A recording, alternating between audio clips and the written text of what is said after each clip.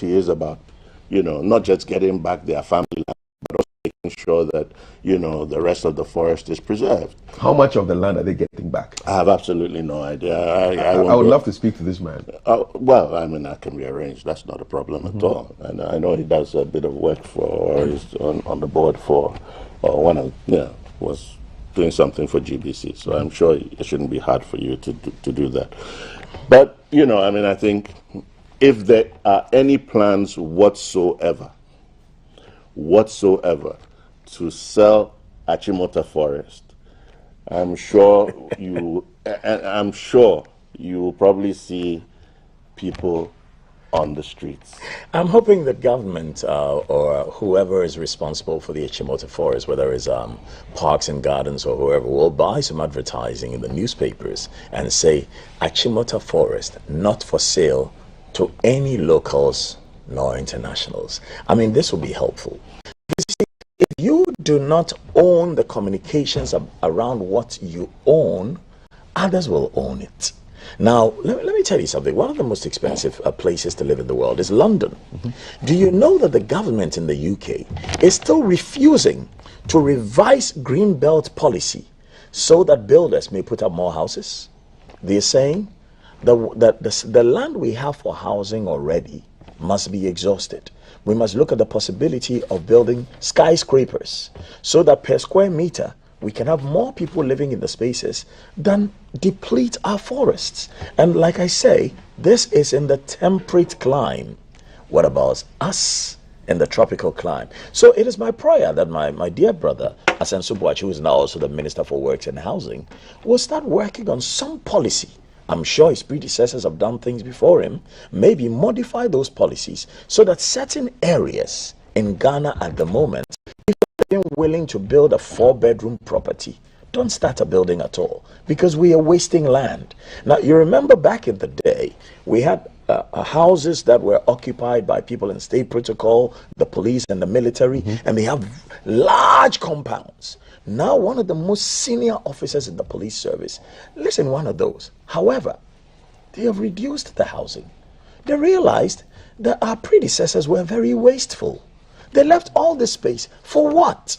So now they have built more houses on those same compounds. If you go into Kanda, you see them. If you go and look around, what's it called, the Jubilee House or Flagstaff House, whatever you choose to call it, you see those houses. So our ancestors did the best they could with the knowledge and wisdom they had. But when you know better, you do better. I think we know better now. We should do better than our ancestors and recognize that we should use our land wisely and ensure we save our forests.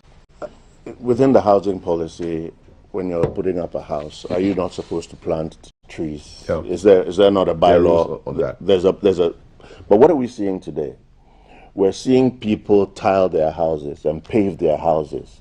No longer are you seeing gardens. You're just seeing tiles. Why? It's illiteracy. Well, no. And lack of enforcement, because they have the money, but they're illiterate. What are you talking bylaws, about? we say that you have to plant a tree. It's just that the people have to enforce those bylaws. That's what you Come have on. to plant And a certain number of trees in the north, your house. apparently, and I stand to be corrected, when you buy a parcel of land, the trees don't belong to you. But of course. You are not allowed to cut those trees down. And even in Kenya, you are not allowed to cut trees down. You have to seek permission and get approval before you're allowed to cut trees down. And we need to get to that level. But at the end of the day, how sensitive are we to these issues? We need to have a big conversation on this. I remember some time ago there was some speculation about parks and gardens being sold, and then there was a whole lot of brouhaha in the news. Does it exist? And then parks and gardens exist. Exists? It exists. In name? In function? In function. It exists. does? It does exist. Okay. That's interesting. Yes, it has. Okay. So we'll have those conversations in the coming days, but I'd love to hear what your thoughts are on this particular story. I want to take the press release on this particular Achimota story, and would love to just read it up for you so you can get details of what went down yesterday at the press conference. It should be coming up on your screen pretty shortly on this matter of the Achimota forest being reported as being intact. And so, press release, government committed to protecting Achimota forest. So following the publication of cessation of forest reserve instrument 2022, there have been reports circulating in some sections of the media that the Achimota Forest has been sold. General public is entreated to disregard these reports as they are false, baseless, and non-factual. Indeed, what the propagators of these messages have refused to add is that EI 144 was published together with the Forest's Achimota Firewood Plantation Forest Reserve Amendment Instrument 2022. Firewood. What EI 144 does is to make the peripheral portion of the Forest Reserve, which had already been granted to the Owu family in September 2013, portions of which have been developed, cease to be a forest reserve to ensure a development that is consistent with the area of the forest reserve. Further, EI 154, on the other hand, stated emphatically the area of the forest to remain a forest reserve. Both instruments contain adequate provisions that seek to protect the ecological integrity of the forest reserve. The facts leading to the publication of these two instruments are as follows. So now they give us a historical background. So in 1921, the government of the then Gold Coast, by a certificate of title dated 16 December 1921, made under the Public Lands Ordinance 1876, acquired from the Owu family the parcel of land on which the Achimota School is situated. Okay. So subsequently, by another certificate of title dated 17th May 1927, the government acquired from the same family another tract of land measuring approximately 479 hectares as an extension to the Achimota School. Although there are receipts indicating payment of compensation for the 1921 acquisition, there are no records of payment of compensation for the 1927 acquisition. By an Order 31 of 1930, dated July 17, 1930, the government, pursuant to its power under the Forests Act 1927, constituted the land acquired in 1927 as a forest reserve for the purposes of fuelwood plantation for Achimota School. Following several encroachments on the forest reserve, the pre-acquisition owners, the Owu family, in 2007, submitted a petition to the then President, His Excellency John Agyekum Kufuor, for the release of the portion of the forest reserve adjoining the Thelma Way. After consultations between the Office of the President and relevant bodies, it was recommended that that portion of the forest reserve be released to the Owu family. This culminated in an agreement dated 24th November 2008 between the government, acting by the then Ministry of Lands, Forestry and Mines, and the Owu family for the grant of a lease over 90 acres of the land to the Owu family for a term of 99 years. The lease agreement was, however, not executed as agreed. So in 2011, the Owu family submitted another petition to the then Minister for Lands and Natural Resources, Honorable Mike Hammer, for the grant of portions of the forest reserve. The minister constituted a committee chaired by the then chairman of the then Chief Executive Officer of the Forestry Commission, Mr. Samuel Afaridate, to inquire into the legitimacy of the request and its impact on the forest reserve. The committee, after its investigations, concluded that the request of the Owu family was legitimate. The minister then sought executive approval to implement the recommendations of the committee. On 5th September 2013, the then President of the Republic, His Excellency John Dramani Mahama, gave executive approval for the conversion of the forest reserve into an ecotourism park and to release the peripheral portions of the forest reserve to the Owu family in accordance with the recommendations of the committee. Pursuant to the said executive approval, the Forestry Commission, acting on behalf of the then President, His Excellency John Mahama, 3 leases executed in September 2013 granted these portions of the forest reserve to the Owu family for a term of 99 years. The family then registered the land in its name and granted subleases to other private developers with the consent of the Forestry Commission. However, because the land remained a forest reserve, by virtue of Order 31 of 1930, the lessees and sublessees could not develop the land, although they had obtained all the necessary permits. Okay, so we're almost done. Pursuant to the same executive approval, the Forestry Commission, acting on behalf of the then President of the Republic, John Mahama, entered into an agreement with Icon Capital, a limited liability company, for the development of the core area of the forest into an ecotourism park. The Commission also executed a lease agreement with the company in February 2016, by which 227.84 hectares of the forest reserve was leased to the company to undertake the planned development. The Owu family and their grantees, in a bid to develop the peripheral portions of the land which had already been granted to them, continue to petition government to release of the peripheral portions as a forest reserve. Government, after assessing the entire situation and based on the advice of the Forestry Commission that the ecological integrity of the forest reserve will not be compromised by the release, decided to release the peripheral portions of the land from the forest reserve. Okay. This led to the application of the two instruments, the Forest Cessation of Forest Reserve Instrument 2022 and the Forest Achimota Firewood Plantation Forest Reserve Amendment Instrument 2022. So the first makes the peripheral portions of the Forest Reserve, which had already been granted to the Owo family in 2013, with portions developed, cease to be, so basically that's the, so it ceased to be part of the forest reserve. The second amends the area of the land that should continue as a forest reserve. So these are basically the details of this particular reserve. And it ends by saying that Achimota Forest remains an integral part of the government's plan for the protection of forest cover and our agenda for aggressive afforestation and reforestation. Government will prevent it from being further encroached. Government is also committed to ensuring that whatever happens on the peripheral portions of the land does not affect the ecological integrity of the land. Signed, Honorable Samuel Jinapor, MP, Minister. So this press release, we're going to put it on our website, gbcghanaonline.com, and it'll be, so that's a whole history of this whole land issue. With a few inconsistencies. Being? 1921, land granted for the building of Achimota School. Fine. 1927, a request for another land for a lease for 99 years.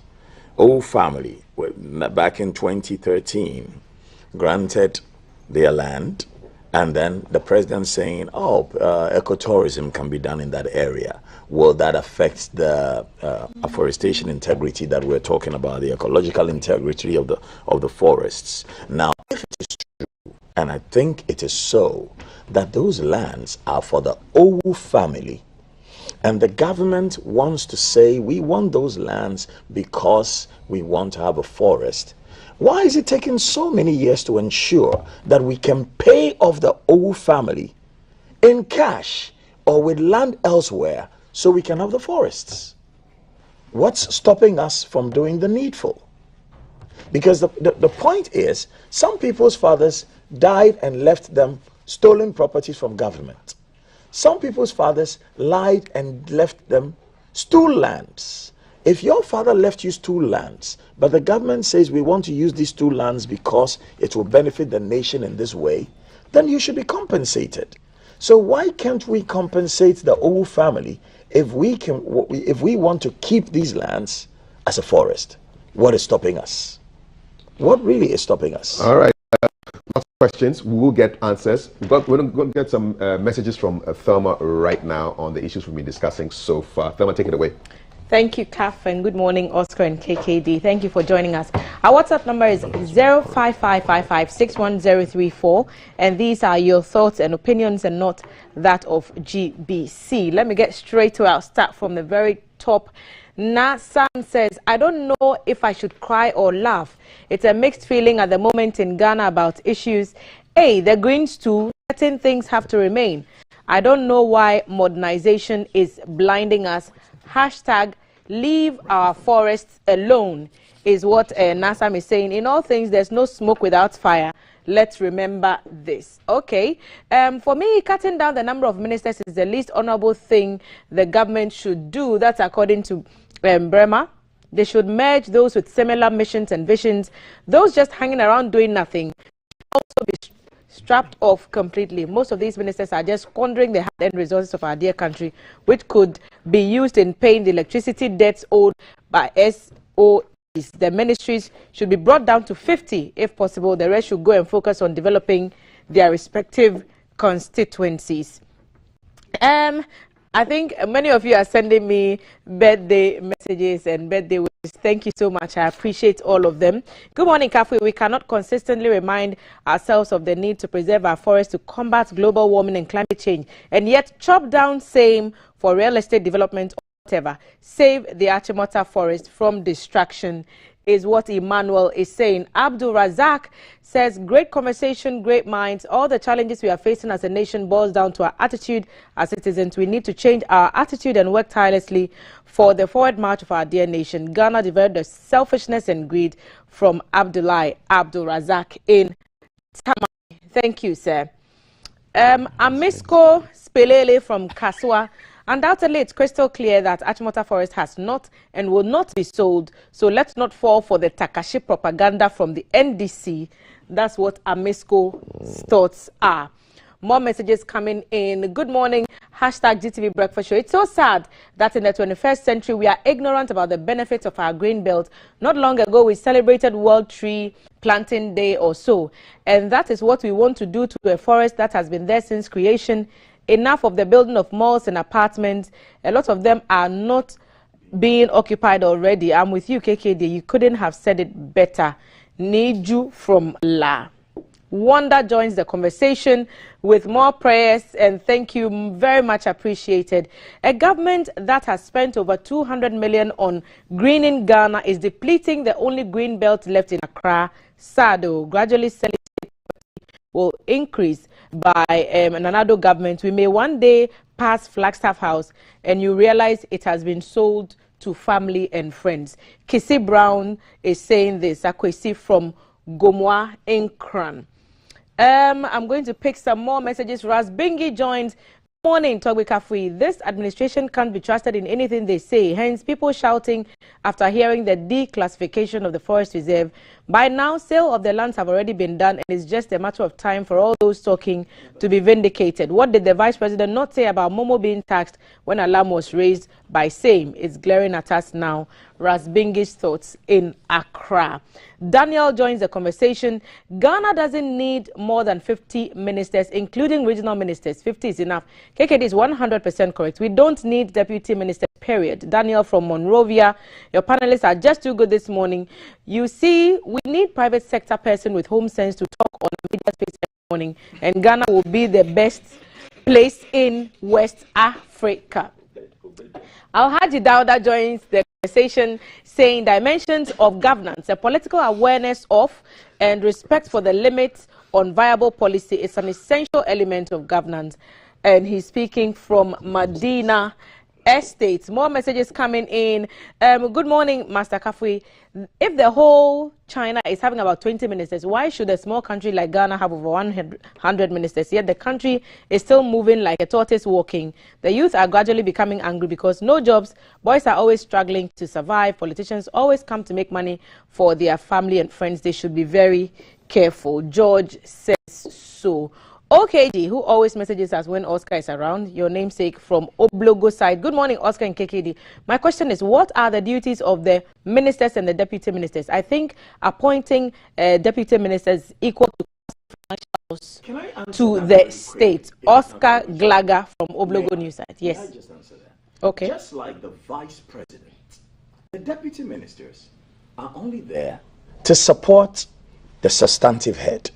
So the vice president, whether he is asked by the president to be the head of tourism in Ghana or economic policy in Ghana or whatever in Ghana, is only there to support the president. Same with the deputy ministers. They are only there to support the minister.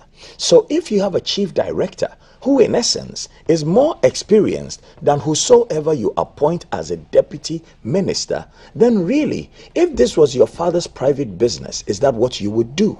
The answer is no. Enti ebazi nti na abanejuma yemfanswa yetwenaze. Ebazi no yen. More thoughts coming across our screen, and still with regards to the number of ministers, Kwesi Prosper saying we don't need deputy ministers. We can have shadow ministers from the opposition party as they do in the UK. Those are Kwesi's thoughts. Good morning, Caps. The numerous DMs, so deputy ministers make no sense, as there are directors, etc., who do the job. And it's true. If you feel they are not performing well, you just form a committee to see to the development of whatever ministry is getting rid of the bad nuts. The number of ministers must be reduced to between 90 and 105. Example, what's the difference between the Minister for Housing and Zongo Development Minister? Please tell me the necessity for the second minister. Zubeiru joins with his own numbers of how many ministers we need and what the ministers should be. So he starts and says, Ghana needs 10 ministers. 1, health. 2, education. 3, finance. 4, agriculture. 5, local government. 6, defense. 7, foreign affairs. 8, environment. 9, chief directors take over from regional ministers. The man has issued a directive. And 10, minister of discipline. So any of the 9 above, if they lack discipline, number 10 will check them. Find spots and put spots somewhere. We need to bring this young man to speak on TV. Who is Zuberu will find he Zuberu's left out the number. Minister for Happiness. No. To come under discipline. That one should automatically come. That one should automatically come to me. I'll offer my services. Save the Green Belt is what BAM is saying. Obviously, talking about the Achimota forest situation and still more conversations on the number of ministers. This one says, good morning, Kafui. The number of ministers depend on the cost to the state and the functions required to perform. Changing the name of our airport is inappropriate. We don't judge past behavior and actions based on our modern ethical standpoint. If Kotoka was judged to be the savior in those days, so be it. Shalom. Lance is reaching us from La Paz. Let me see if I can get a few more. Trisha, I received all your messages and the serenade from Shatawale for my birthday. Thank you so much. I've loved reading every one of your messages. But she goes on to say, good morning, family and your astute panel. I agree with the king and the inspector 100%. We don't need all these ministers, especially their deputies, with all these multitudes. They are not meeting our needs and demands. It's rather retrogressing. It's a waste of taxpayers' money. Let me try and scroll to the top and see what the latest ones are. It's a shame. Oh, Ghana, when Achimota 2, this was exactly what happened to the aviation land in La. Now it's Achimota. It's really a shame. Wanda says, kudos to the team. Thank you. Let me just skip that quickly. Good morning, Kafui. I'm enjoying the show from Manswe Dubia. And thank you for reaching us from all the way over there. Hamza is mentioning me with some long one. I'm going to try and pick a little bit. Kafui, we are being told the Achimota forest is not for sale and will not be sold. I will not believe what the NPP is telling us, because in the year 2025, that's how you ensure that. And there's a lot there. If you could have kept it crisp and for me, Hamza, I could have picked a few more from your message. Kwesi is back again saying Article 71 holders must start to pay their utility bills and allowances must also cancel. So many appointees are causing huge state losses is perhaps what he's trying to say there. And if I have time, I'll pick a few more messages. Vincent says, job for the boys, 100 plus ministers is indefensible. Vincent Dodu is saying so. KKD is making sense. The government should find somewhere for the family and leave the forest for the country. Major Jasper from 37 Military Hospital. Another viewer says, let's focus on the green. And the green is what we are talking about with the Achimota forest situation. Good morning, Kaf and Tea. With the mention of size and coverage, please get technical hands to show us what the demarcation looks like. If the entirety of the forest has been released or otherwise, please let us know. A Dekra from Imprayeso. Osankide comes in with his own thoughts. People should know that blocking of roads and burning tires in the middle of the road are all criminal offense, but it seems we sometimes take the law into our own hands. And he goes on to make other comments as well. Someone says they have birthday gifts. Okay. On that note, you can end on that one. I can end on the birthday note because I realized that I have to collect this before they change the amount. Yeah, exactly. So thank you, Kaf. I'll hand it over to you. Thank you very much, Thelma. I'm here with my private sector people with Home Sense, Oscar Professor and King Kwesi Dakwa, the King and the Inspector. I'm here. I'm loving all the tags. Big story: Achimota Forest Reserve, old family, government issuing a release. But then also another big story has to do with a young man who was killed in Kuranza. His family is not very happy. There's been disturbances in the area. The police say the IGP has spoken to the family of the young person who was killed. We're going to get some details now from our man in the area in Kuranza. We have Samuel Ayama on the line, reporting for us from Kuranza. Samuel, hi, good morning, welcome to the show. Bring us up to speed with the details of the story that is trending right now. Yeah, just like you can see the IGP delegation, they just arrived here at the Nkranza Municipal Police Headquarters. The security personnel, the police, they have multiplied as we speak. They called for reinforcement since yesterday when the incident started. The demonstrators, the youth started burning the tiles and also moving around the township. So as we speak, there is calm in the Nkranza township. The residents are moving around, attending to their normal activities, and then as we speak, the delegation from the police headquarters, they are currently in a crunch meeting, and then we are waiting to hear from them. But as we speak, we can confirm that the gunshots or the firing of the yesterday by the police and the youth also going around burning towers resulted in another death again. So as we speak, one person has been confirmed dead, and he is currently, I'm told they are transferring the body from the Granza St. Teresa Hospital to the Holy Family Hospital morgue in Techiman. But 5 are currently also on admission at the St. Teresa Hospital in Nkranza here. But just like you can see in the shots, the police personnel are all at vantage points all over the place. Moved to the township itself, now moved to the Nkranza police station. But in the township, all the vantage points, you see all the police around there trying to protect lives and property. So, so far, since last night that we left here around 8 o'clock, we returned here at 7 o'clock, and then we are told that everything is under control now. The youth are no more going around burning towers or doing anything, but everything is moving on as expected here at the Nkranza township. But the residents or the youth that when I came, I had some interaction with some of them. What they are calling for is to know the whereabouts of Albert Donko, who since the police picked him up in the night of 25th April, did not be able to trace him. They just want to hear from the police where he is now.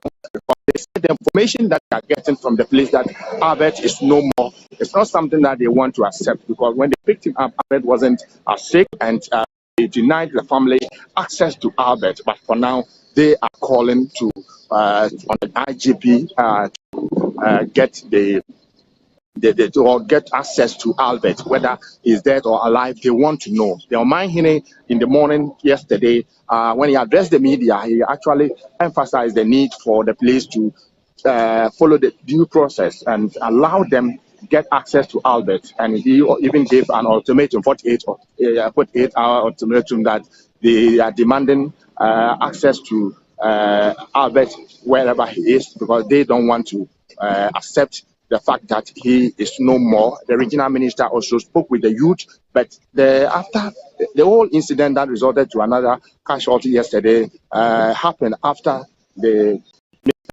chair of the RESEC, Mr. Edujan, and the Omanhene of the Nkranza traditional area asked the youth to calm down, to be law abiding, not to go around burning towns and then causing a lot of issues. But that did not yield any positive results. All that fell on the dead ears of these youth, and they continued with their actions that resulted to another death. And now the 5 are currently at the St. Teresa Hospital in Nkranza receiving treatment. So we are keeping our ears and eyes on the ground, trying to follow up the whole incident, and then we'll make sure that we'll keep our viewers updated about whatever that is transpiring here. Like I mentioned earlier, the delegation from headquarters, the Ghana Police Service, they are having a meeting here inside there, and then we are waiting for them to come out, and then whatever they will tell us, then we will take it from there. From GBC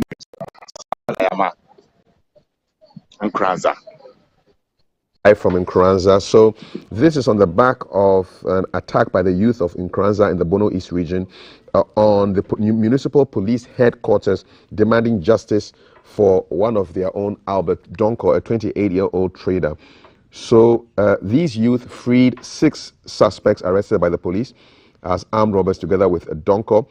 And so this is being reported in today's Ghanaian Times. There was chaos at the police station as the youth protested the tagging and subsequent killing of Albert Donko, whose picture you were seeing on the screen. The youth said Donko is not an armed robber, demanding that those who killed him in custody must be brought to book. There was destruction to the vehicles parked at the municipal police headquarters as the reinforcement police team arrived to maintain peace and order. There were gunshots to disperse the crowd, and according to Samuel Ayama's report, one person was killed in this confusion. Earlier, they had blocked the road and burnt car tires in Kranza and went ahead to attack the police headquarters. And so the police have commenced investigations into the death of this chap, Albert Donko, 28-year-old person. He was reported, as reported by the paper, to have been engaged in robberies, which his family denies. A statement signed by the Director General of the Police, Public Affairs Director, Deputy Commissioner of Police, Kwesi Ofori, confirmed commencement of a probe into the death of 28-year-old Albert Donko. And so that's what we have, and someone brought us up to speed with what's happening in Nkranza. It's a pretty sad situation. His family are denying that this is what he was involved in. The police are saying that, well, they are now going into an investigation to find out exactly what happened, which caused the death of this young man. But often we see it happen like this, that these things happen and then the youth get on the streets, they burn tires, they attack state institutions. It almost seems as if I don't know how to put this. Conflict resolution issues are a big issue in this country. This is beyond conflict resolution, really, because I want to start by sending my condolences, heartfelt condolences, to the family of the one who has passed away. For even if they were a murderer, they too have family, and nobody wants to lose their family. I must say, however, that he who goes to the well to fetch water is the very one who breaks the pot. There will be times when in our line of duty we will make errors. We do not know as yet whether there was an error, because we haven't proven beyond reasonable doubt that the police haven't mistakenly killed somebody who is not a criminal. And the police also have not shown us reason to believe that this person was actually a criminal. So commentary on this at this moment is quite difficult. Some investigation is necessary. It's actually underway. I must, however, caution the youth who are making noise that a lot of times we go to the police station, and my mother's house is near the Community 4 police station, and we find people who have been brought there, beaten, caught in the act, either in somebody's wife's room sleeping with her, or actually stealing somebody's sound system, or actually taking people's clothes off their drying line. And a lot of times they do not look as though they could be the ones who did exactly that. So I would say patience. Let's wait. Let's get the full story, because we do not know for certain what this innocent person we believe they are may have done for just once that may have led them into trouble, or what this actually innocent person has suffered because some good policeman mistakenly thought he was a criminal. On the other hand, sometimes there are other issues that we do not know about, because I know full well in the United States of America that there were some white policemen who joined the force mainly to kill black people. And it was clear in videos that came out before Black Lives Matter.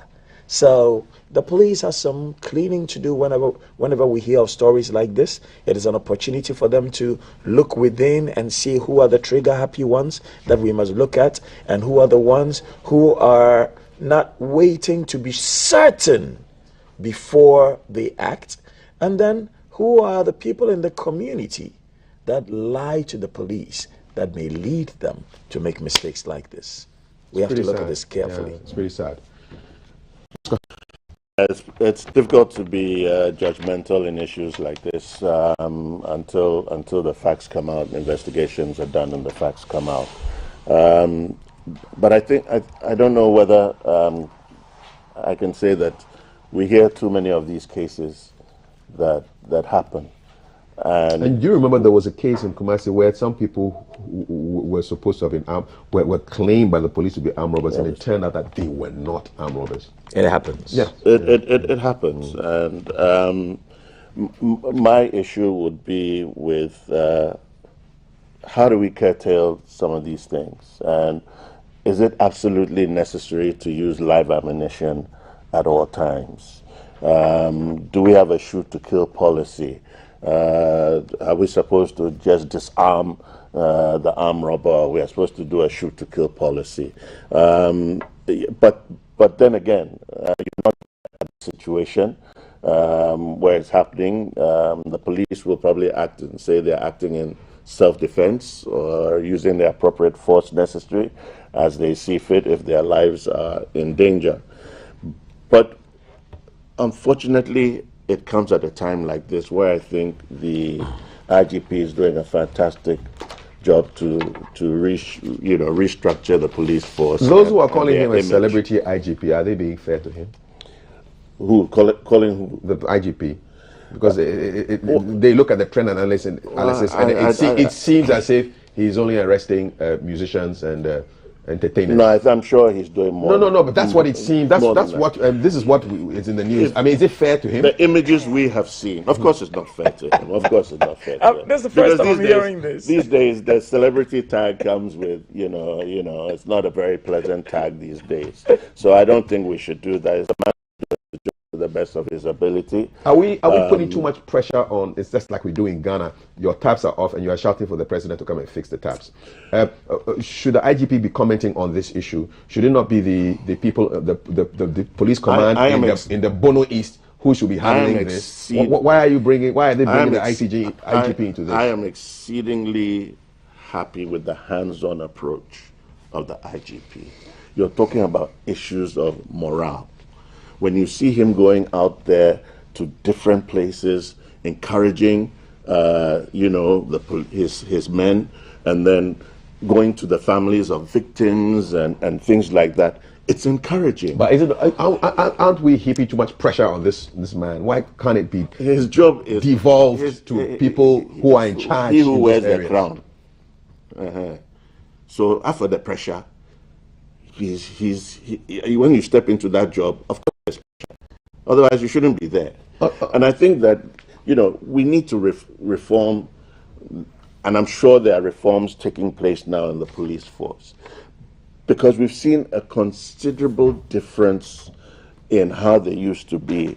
And, it didn't start today. I mean, let me read from Peel's principle. You know who Peel was? Yeah. Peel was the founder of modern-day policing. And the basic principles are what? To demonstrate impartiality. Do we have it here in Ghana? Focus on crime prevention. How well is that going? Carry out duties within the limits of the law. Critical. So the police themselves have to work within the law. Work in cooperation with the public so that the public voluntarily observes the law. How do you get us to do that? Use force only to the extent necessary to restore order. Only other means when you've exhausted all other things. So, these are how we're going to measure our police force. Okay. And we've seen a marked improvement. I'm waiting for the day when a policeman, whether you've committed a crime, will say, yes, sir, please give me your license. Even the yes, sir, is not something you will hear. Before you realize you have got a slap. They call it talk true. How talk true slap. Yeah. So there has to be changes. And I hope that what is happening now, and with this current IGP and the measures that he's taking, we're going to, and of course, a lot of things happen regarding training. Okay. All the issues regarding training. Yeah. So we hope that less and less of these incidents will happen, but the youth must also recognize that when you attack a police station, you are putting yourself in the line of fire. Indeed. Because if you're holding an instrument, to them from a distance may look like a gun. And if you have agents provocateurs, who are people who take advantage of these kind of riots, you have a who are seeking to create mischief, they are not part of the initial riot, but they'll come out with a gun and kill somebody so that the whole thing blows out into something else. I get you. So please. It's a timely warning. It's a timely warning. Let's just go flip quickly to Tamale, because we have power is a big issue. The utilities want to increase their tariffs by some astronomical amounts. Rightfully so. And so we want to hear from our man in Tamale, who is sitting down with the managing director of the Northern Electricity Distribution Company. His name is Mr. Ayuba, and our colleague Mutala Issa is going to ask him a couple of key questions on this business of the power increases, increases in tariffs. Mutala, take it away, and we are all ears to listen to you. Thank you very much, Kafui, and good morning to our listeners. You are live from the NEDCO office in the North Building, in the Northern Regional Capital, Tamale. The Northern Electricity Distribution Company, NEDCO, has proposed AURC to increase its tariffs by 113%. This morning, we are here with the MD, Alhaji Osman Aludiba Ayuba. Thank you very much for speaking with us. Thank you very much for having me. On Ghana Television, if you've just joined us, first of all, I want to find out from you 113%. You listen to the public and they say it's outrageous. What's the justification? Good morning once again to our cherished listeners and viewers. 130% might look very huge, but in the case, if you look at our cost of operations, it is actually because of the base from which we are coming.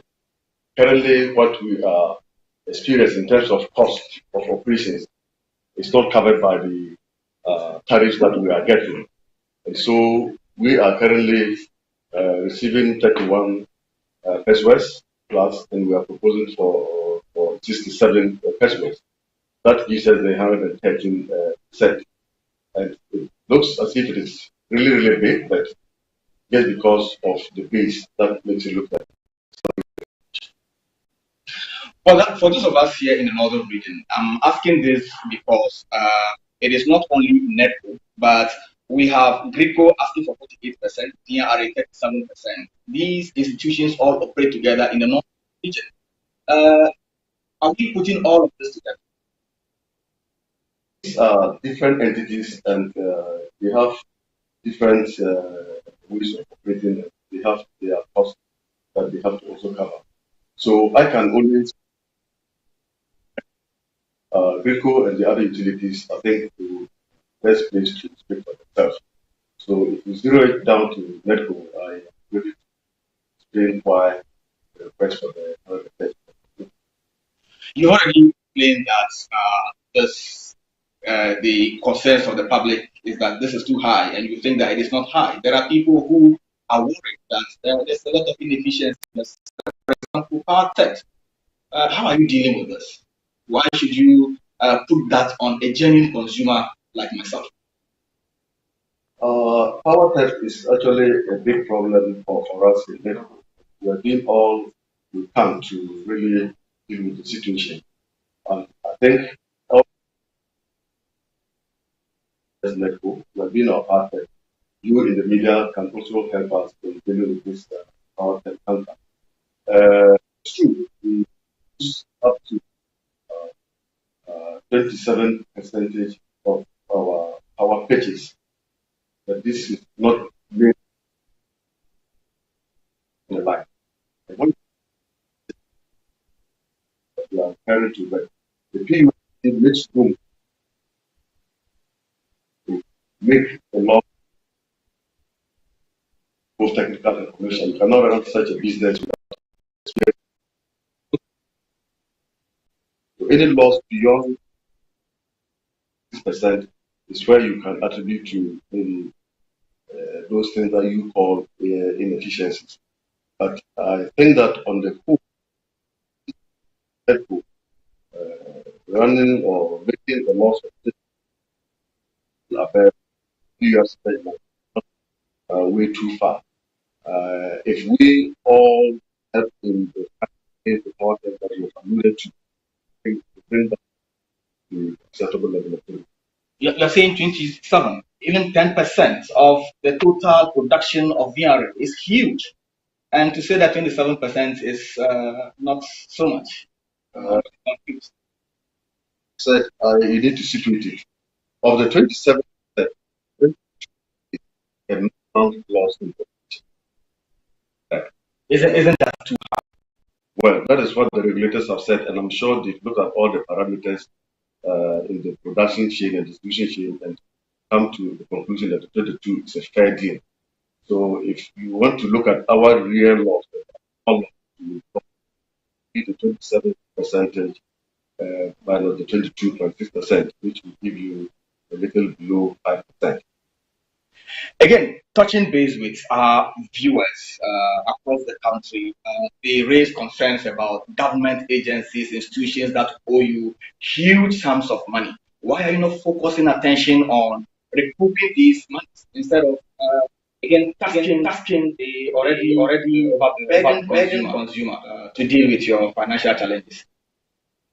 It's true that government owes us quite some amount of money, in the range of $1 billion Ghana cedis. It's also true that government is making all efforts to help pay this money.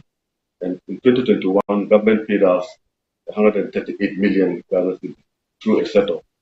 This year again, plans are advanced to also pay 100 million Ghana cedis.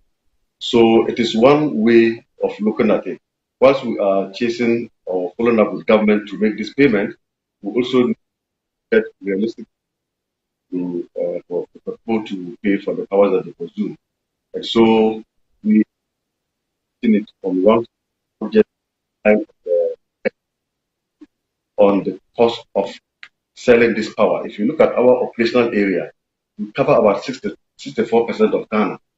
ECG takes the rest of the 36%.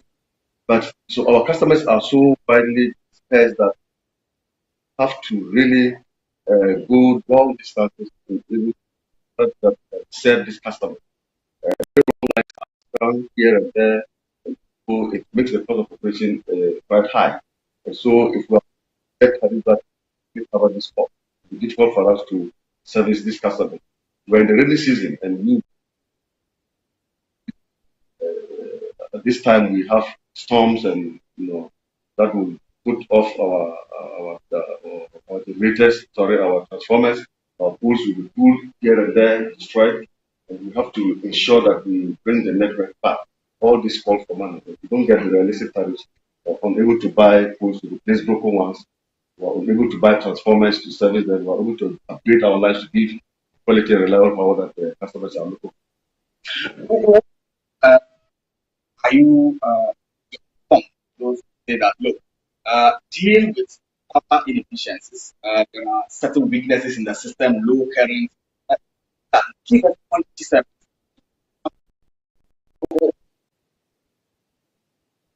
You also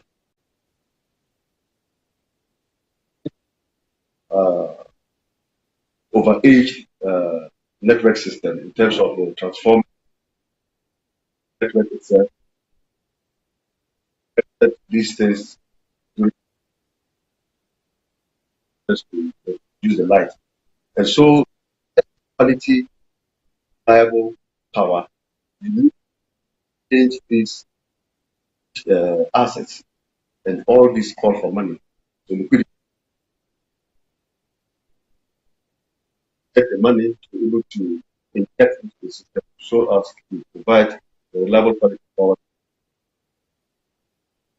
Sit in your house or you have a business and the light goes off about 4, 5, 6 times in a day. It's even not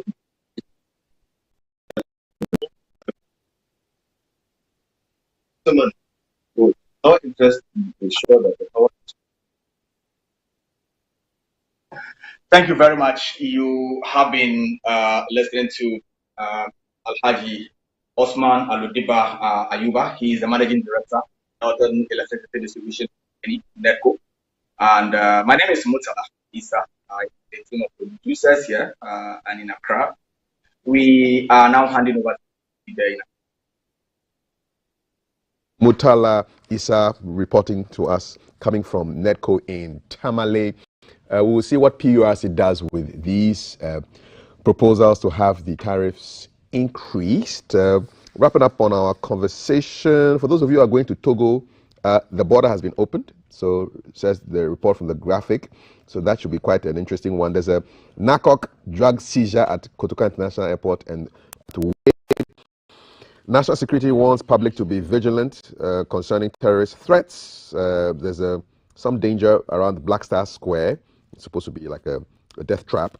And Kwabena Japan says, hey, cut down numbers of ministers. And there was a lot of traffic on our WhatsApp messages because of that particular story. Gentlemen, we're wrapping it up here. Just your concluding thoughts. I'll start with you, KKD.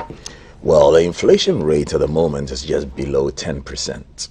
People must understand that when there is inflation in any country, prices will go up. It's more than that, though. It's like 20-something%. I don't want to say the figure. Yes, 20. Because when you say that, when you say the figure, when you say the figure, it just demotivates you, right? Yeah. So you must understand that when the inflation rate is high, prices will rise unless the government is able to do something consciously about it. Whether we have a strong food program will ensure that in spite of inflation, we'll be able to put food out there in the market. In spite of inflation, because we have our own oil and because we refine our own oil, we are able to put this out there in the country. So people must expect that prices will go up. And in the same way, people must expect that they must get new skills to earn other income so they can still live the comfortable lives you're used to and not say they want impartiality allowance or or whatever. But if it is some allowance you want, make sure it is not impartiality allowance. The truth is, it is tough everywhere you go in the world. It may be tougher in your part of the world because we import more than we export, and we like foreign things more than we like local things, and we steal from our own people when we are in positions of authority, and then we complain when we are out of authority. And then you, the citizens, also have divided yourselves to be loyal to people who may be thieves, and so you will not complain when they are stealing, and you will only complain when your enemy is stealing. Now, if that is the status quo, then very soon we cannot afford bottled water. We will also be grazing like the cattle and drinking from the seas and rivers like the animals. God forbid, is all I can say. Oscar, I think you're just signing off with a smile. I think so. I think the national conversation should be how we take this country going forward, devoid of partisanship, devoid of the politics, devoid of the vitriol. Let us come together and gather our best minds. Through political appointments. No, of course not. I mean, and this is about taking this country going forward. You know, it's not about any one political party. It is about Ghana, and I think that the conversations are beginning to happen. I think there was a forum that they had recently at UPSA regarding Africa, the way forward for Africa. Right. We need the way forward for Ghana in a very holistic, very impartial manner. And, you know, I'm a bit sad that at the time we are at our lowest, it feels like we are being kicked in the groin every time somebody asks for an increase, you know. But unfortunately, that is the global situation at the moment. And nobody wants to live below the, you know, not get parity with the inflation rate. It's happening in Britain. They're having issues right now because, you know, the inflation rate is at its highest ever, and workers are also asking for the same. But I think we need to say to ourselves today what President Kennedy said way back then. Don't ask what your country can do for you, ask what you can do for your country. Let's see how we can rally around and put Ghana first. Okay. It's a very difficult bullet to bite. Okay. But we need to, otherwise we're not going to get anywhere. We need to find some compromise somewhere and move this nation forward. On that Ghana Cut first it. note, on that Cut Ghana, it. The citizens have put Ghana first. The leadership has failed to put Ghana first. Stop asking the citizens to put Ghana first. They have already done so by electing people to lead. Okay, I want you to put, and all of us to put Ghana first right now. We just take a moment and recite the pledge. I promise on my honor to be faithful and loyal to Ghana, my motherland. You want trouble now? I pledge myself to the service of Ghana with all my strength and with all my heart. I promise to hold in high esteem a heritage won for us, a heritage won for us through the blood and toil of our fathers. And I pledge myself in all things to uphold and defend the good name of Ghana. Shoot the thieves, so help me God. We have a conversation not on thieves, but on security. Coming up with Thelma and you stay with us. Don't go anywhere. My name is Kafui today. KKD just gave us a new tune for the pledge, man. I haven't heard this tune before, but the words are all correct. The words are all correct. Gentlemen, have a beautiful day. God bless. Thelma comes up next. Birthday girl, +1, talking security issues. We forgot to wish her happy birthday. Oh, happy birthday to Thelma. Happy birthday, Thelma. God bless you. Thelma. Happy birthday, Thelma.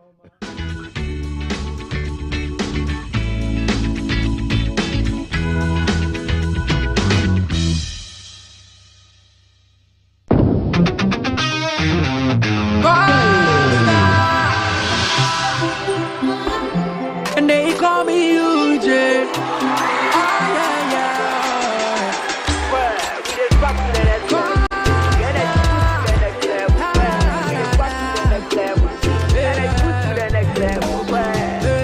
When you need a shoulder to cry, run on your so we try our suicide.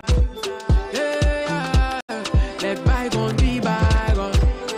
I didn't see what the body gonna do. We go straight to sad. I'm gonna take you to next level. My baby, oh yeah, yeah, yeah. Energy next level. Back baby, oh yeah, yeah, yeah. I'm gonna take you to next level. My baby, oh yeah, yeah, yeah. I don't code next level. Excessive drinking can be detrimental to health. Not recommended for persons under 18 years, lactating mothers, pregnant women, and people sensitive to caffeine. This advertisement has been vetted and approved by the FDA. I am 7 years old. Beep, beep, beep. I am 4 years old. We are 12 years old. It's been 1 year since I started my antiretroviral treatment. You can live a long, productive life with antiretroviral treatment. Antiretroviral treatment, HIV-positive expectant mothers can have healthy HIV-negative babies. Go to the nearest health center, test and know your HIV status. If you are positive, ask about antiretroviral treatment and you will receive help. Antiretroviral treatment is your only option for a long and fulfilling life. This advert is brought to you by the Ghana AIDS Commission and Ghana Health Service.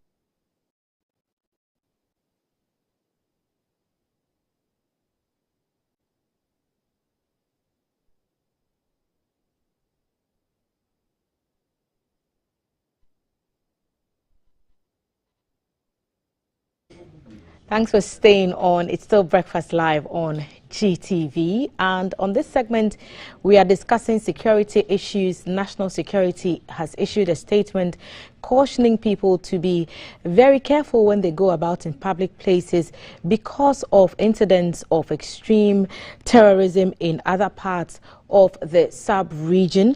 And so the caution to the general public is to be vigilant. That's the word it used, and it follows a series of activities of terrorist groups in neighboring West African countries. Measures have been instituted to forestall these attacks, and the churches must be alert, is what the officials are telling us. When you are out there, what are the things that you should be looking out for? What really, what's the intelligence on the ground that made the national security people to come out with this directive is the matter we will be interrogating at the table today, and two gentlemen have joined me to make that happen. Right next to me, Mr. Palgrave Dankwa. He is the government spokesperson on governance and security. Palgrave, good morning and welcome. Good morning, Thelma. It's good to have you. Good to see you. Happy birthday. Thank you. So grateful. And then right next to him, Mutare Mumuni Mukta. He's the Executive Director of the West Africa Center for Counter-Extremism. Thank you. Welcome. Thank you. Good to see you again. And I told you, we haven't seen you since Abdul went up north. Well, it's not because he went up north. It's good to see you. There's a good cause and we are here. Great. So, a good cause, does it seem to you, perhaps I'll start with you and then I'll welcome Palgrave into the conversation. Does it seem to you that we don't take our own security very seriously, and that is why we are being cautioned to be more alert when we go out in the public? Surely we hear the stories that go on in the sub-region, and subconsciously that should tell us that we should be aware. Did it need to come from national security to make us aware of our own security in public? Well, once again, good morning to you and good morning to your viewers. So this statement is a product of assessment of the security threat to this nation from both external sources and internal sources in terms of vulnerabilities. And of course, it may have very little to do with whether we have a high sense of personal security awareness or not. It has to do with the reality of the threat on the ground. And so, I mean, as state agencies, you have an obligation to ensure that you engage your citizens in dealing with security. Security is the highest, responsibility of the state. And so when there's an issue relating to security, the state has a mandate and obligation to communicate that to the citizens. And also, more importantly, what measures they are taking against that particular threat. Violent extremism has been, a threat to this country directly and indirectly. We have been working in this space, tracking the activities of extremist groups within the sub-region. And since 2014, 2015, we've begun to observe the threat of violent extremism moving towards coastal states from the Sahelian countries, like in Mali, in Chad, in Niger, and it's moving in a very dangerous way in the last couple of years. At the time, 2014, 2015, it was just about 3-4 countries, engulfed in violent extremism. And that is the peak of violent extremism or peak of terrorism globally. That year in West Africa alone, we had over 7,200 fatalities. And West Africa was the deadliest zone globally. But the threat began to move towards the coastal states. And today the numbers are down. But the threat is acting in a way that has been very different. It's moving in terms of, through a spillover effect, and through, the expanse of the movement is involving more and more countries. Today we have over 53% of all West African countries dealing with the threat. Today we have our direct neighbors, Burkina Faso, Togo, Benin, and Cote d'Ivoire, experiencing attacks. This has never been before. And so this is the closest we have come to terrorism. This nation has never been more exposed to the threat of violent extremism than it is right now. And if you juxtapose that or complement that with the reality of vulnerabilities within the local sphere, we are talking about unresolved and pervasive chieftaincy and ethnic conflicts here. We are talking about youth vulnerability, youth unemployment, and criminal networks within the system. And some sort of what we call the typology of crime within the country has changed significantly. We're seeing new types of crimes that did not exist or that were very, very minimal here. You're seeing kidnappings happening in a way that it has never been before.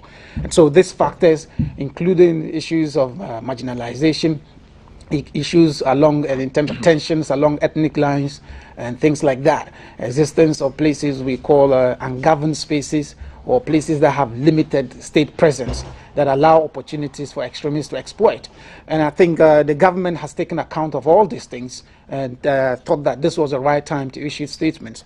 And for a fact, just days before this statement came out, our center came out with a new report that provided a very, very detailed assessment of the threat of extremism to this country, both internal and external sources. Made it very clear, highlighting the major issues within the country. It wasn't surprising to us that days after that, we saw statements from the National Security Ministry, and following that, several other actions have been taken regarding that. So, of course, it has very little to do with our own security orientation, but has to do with the reality of the threat. And I think that, and I'm happy to have my brother here who is speaking on behalf of government on this issue. We need to cultivate the support of the local population to deal with the matter, but we need government to take a lead role in that. Right. So that statement that Mukta and I referred to earlier from the National Security will be on your screens very shortly, and I just want to read that out to you for the benefit of our hearing visually impaired audience. Press release on enhancing security at public places. The Ministry of National Security would like to draw the attention of the general public to the growing threat of terrorism in our sub-region and urge everyone to be vigilant and extra careful about their personal and communal security. Many of our neighbors have unfortunately suffered attacks from the terrorist groups as their activities have spread from the Sahelian region towards the coastal West African states. Our immediate neighbors, Burkina Faso, La Côte d'Ivoire and Togo, have all experienced such attacks, and we have to recognize that our country remains a target as the security services work to keep us all safe. The ministry is making a strong appeal for heightened vigilance in areas of mass gatherings, especially at public places of entertainment and worship such as churches and mosques. The employment of guards, security gadgetry and lightening of areas surrounding the areas of public gatherings would all help, but nothing beats the vigilance of each of us individuals taking personal responsibility and looking out for each other. This appeal is being made because there is good reason to believe that the terrorists operating within the region have gone as a target, and there is a need to increase security measures and engage the public to be more careful. We urge the managers of public places and gatherings to be extra vigilant. We want to reassure the public that the security agencies and all those charged with maintaining the security of the state are working hard to ensure the safety of our country and its people, and we count on your continuing support in this endeavor. Signed, the Honorable Albert Kandapa, Minister for National Security. So this was a statement issued yesterday, the 17th of May, and I'm happy that Palgrave, you've made the time to be a part of our conversation. You are reading portions of that statement and you're almost tempted to become very afraid of some of the things you're hearing. We have a strong reason to believe that these people are. So why shouldn't we be afraid? In one breath, we are being told, well, this is a real threat. Mukta has just told us it's happening, and we will be almost irresponsible not to put steps in place. So why shouldn't we be afraid? Well, so a very good morning to you, Thelma, and to Mukhtar, and to your beautiful viewers this morning. I believe very well that one of the roles that government plays is to assure the citizens of their own security, and this is what we have done as a country and even as a government.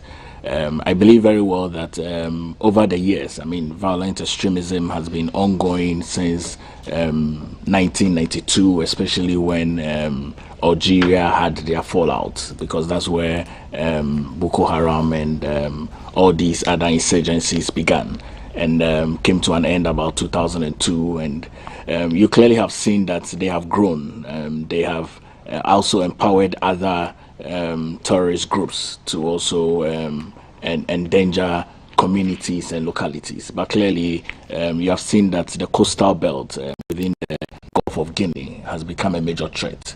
As has been stated, most of our neighbors, we are the only untouched country. And I believe that as we assure Ghanaians of our readiness. The military and the security services are also not asleep. I mean, clearly, we are also protecting the various borders. But be it as it may, one of the goals of security communication is to continually always let people know what is at stake and what is at risk. And earlier on, people would not have even considered that some of these conversations will be held. But I trust it really very eminent as we speak today. We as a country, we've worked very hard. As at 2018, we set up this Operation Kodalu, which also was to be able to ensure that our neighboring countries like Benin and Togo to be able to share intelligence with us. In that as well comes at the backbench of the Accra Initiative, which is also to be able to share intelligence within the sub-region with other neighboring countries as well. And clearly you could see that, yes, everyone is on the edge to make sure that we limit or even reduce the entrance of terrorists into our country.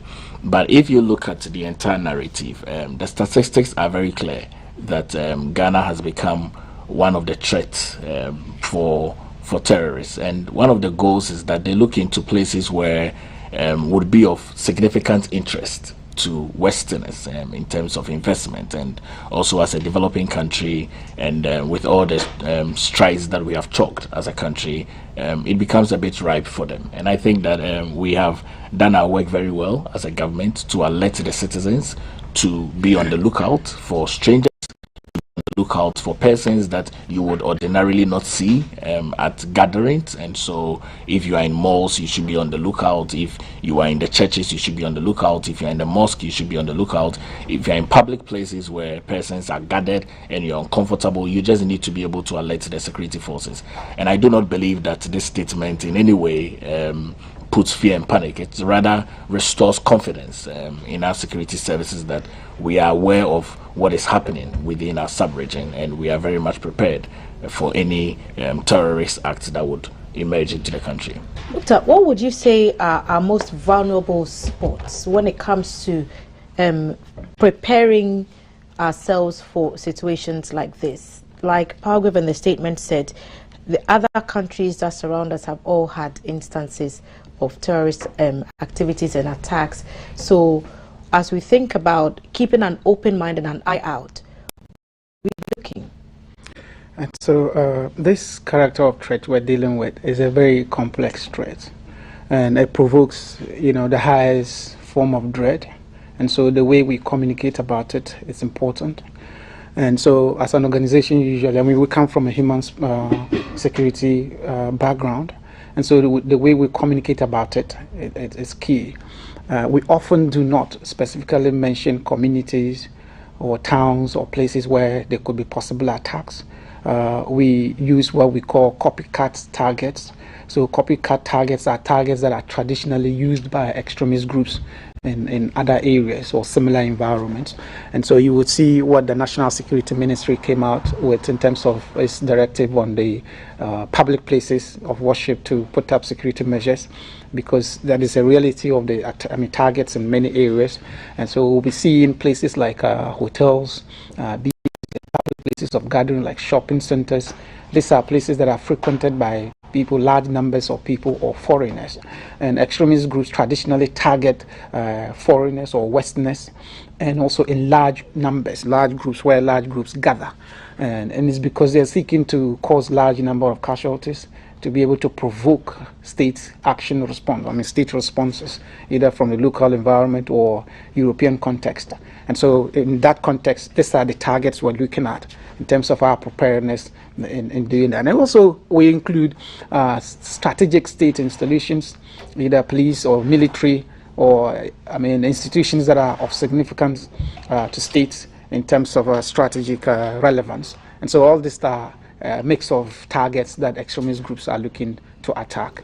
Should we be thinking about increasing security presence visibility of security across all these vulnerable spots as Yes, we head into in the vigilance? Yes, in the last couple of days, I've had cause to, discuss this matter, and I commend government for coming out to issue the statements, but it is woefully inadequate at this moment. I think that government needs to go beyond that on two levels. One, we need to go beyond just looking at public places of worship. We need to include other copycat targets, like I mentioned, like the hotels. We need to have hotels have security policies that incorporate policies or activities that are intended at preventing these attacks. We need to have malls. We need to have shopping centers. We have the beaches.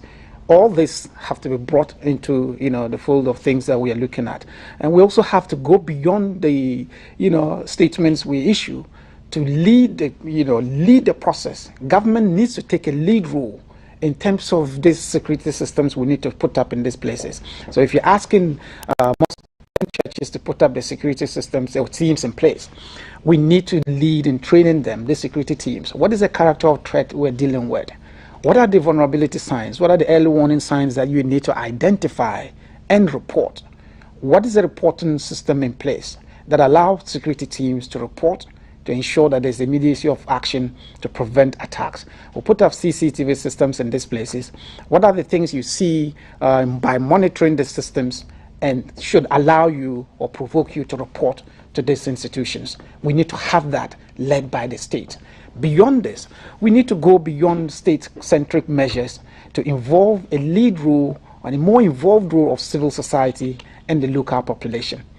The battle against terrorism cannot be won on the battlefield or using state-centric measures alone. It will be won in the local community and dealing with civil society and the local population.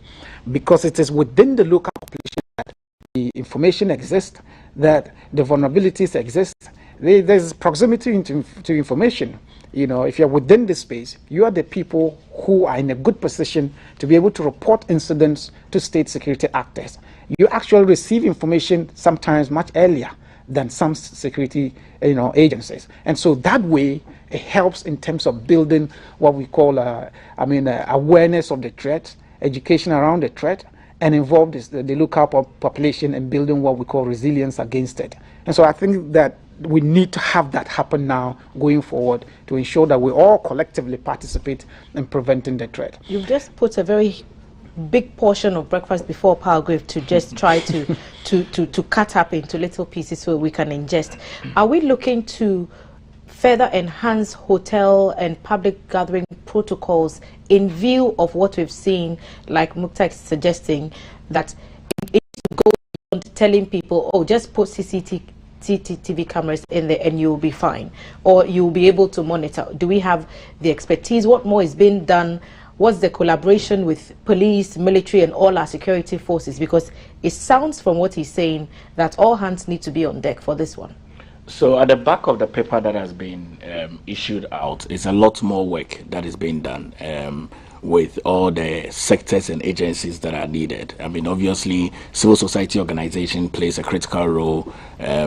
Community people play a critical role. But I mean, like rightly he stated, there are some informations and some signals that persons in the community would pick up right immediately than other persons in the security services would. And so clearly, there's that marriage between the community and the security services. I mean, there's going to be a strong rollout plan. Obviously, that cannot be made public just because of the sensitivity of that rollout plan.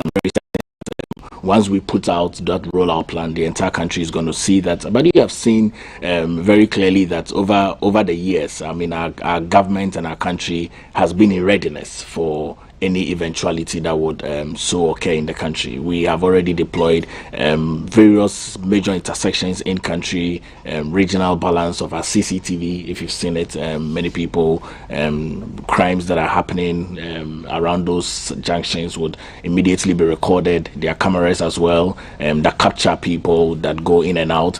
Like I stated, the Accra initiative also really comes at the backbench to be able to help us to also pick up intelligence. But there's going to be a lot more training. There's going to be a lot more education because it's better to be aware than not to be informed at all. And so government is going to work very hard within the various agencies to ensure that everyone is adequately prepared, and even the persons that you are recruiting as your are adequately prepared to be able to identify and pick up immediate signals and signs to be able to report that. And so all those channel of communication is going to be laid out, but that cannot obviously be made public for people to know. But the entire country should be rest assured that we are very much prepared and we have our hands on deck. Churches and mosques have been mentioned specifically in the statement to suggest that perhaps if anything should happen, those may be likely targets.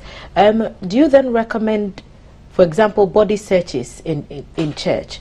Because now most places do not have those systems in place. So what are the little minute security details that such places should start enforcing before even the police interventions arrive and the state interventions? So I'm aware that sometime this week there's going to be meetings of religious bodies, which includes the Muslims, to better get them to appreciate the issues. And then also, once that meeting is done, they would be able to deploy the necessary guidelines that will be important and relevant for their particular sector. And so I would wait for that meeting to be held, but I'm aware that there's going to be a meeting this week with the security, national security, and then also the police and the religious bodies. I mean, churches, Christian Council of Ghana and Ghana Pentecostal Council, the Muslim clerk and the unit,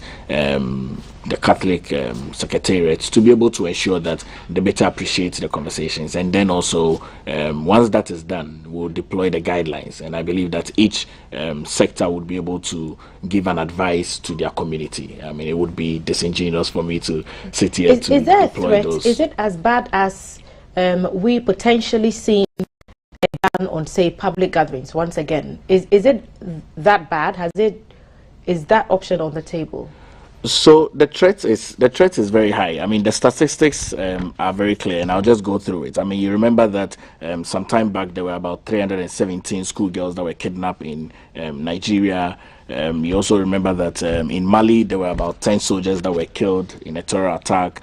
In Niger there were about 56 civilians who lost their lives in January. So the threat, I mean, keeps increasing. In 2020 there were close to about 921,000 that were forced to flee Burkina Faso. I mean, it's stated even on data that there is more land that is on terrorist authority in terms of governance in Burkina Faso. Clearly, you could see, I mean, in 2020 as well, 2020 in Mali, 592 people were killed. I mean, internally in Nigeria, 240,000 people have been displaced. I mean, clearly 489,000 people have had to relocate, and about 1,245 have been killed. I mean, all of this is leading to jihadist terror groups. So the threat is, I mean, very, very, very imminent, and it's not something that we can be blinded to. An imminent threat that's likely to lead to a ban on some, if not all, public gatherings is what I'm asking you. No, it's too early. It's too early. It's too early to state. It's Okay. too early to state that. I mean, and even in a number of these places, I'm sure that Mukhtar would agree. You don't hardly find that there is a ban. I mean, it's really just the sensitivity that persons must have. I mean, it's just an individual decision, more like it. I mean, so and I'm very certain that our schools are going to be protected. All our various public and private schools. I'm expecting some of the guidelines to cover schools as well, because we mentioned churches and mosques in the statement, but not schools. So clearly, the guidelines are deployed at various stages. I mean, in terms of security narrative, and the entire holistic plan is deployed at various stages. So, which is why I stated that at some stages we would see that heightened security is lifted up very high at our various schools.